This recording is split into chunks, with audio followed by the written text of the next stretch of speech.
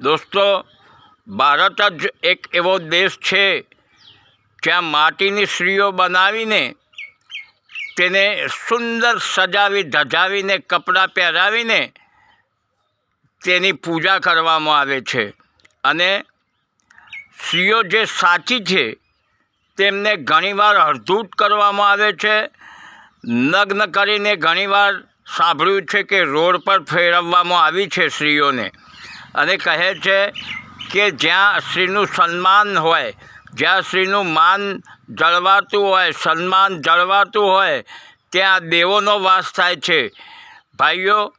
પરંતુ જ્યારે સ્ત્રીઓ હળધૂત થાય છે, સ્ત્રીઓ પર બળાત્કાર થાય છે, સ્ત્રીઓ પર અત્યાચાર થાય છે અને સ્ત્રીઓને નગ્ન કરીને રોડ પર ફેરવવામાં આવે છે ત્યારે દેવી દેવતાઓ ક્યાં જતા રહે છે? જે સ્ત્રીઓના સન્માન વખતે તેમની પાસે હોય છે તે પછી ક્યાં ચાલ્યા જાય છે? ક્યાં ભાગી જાય છે દેવો?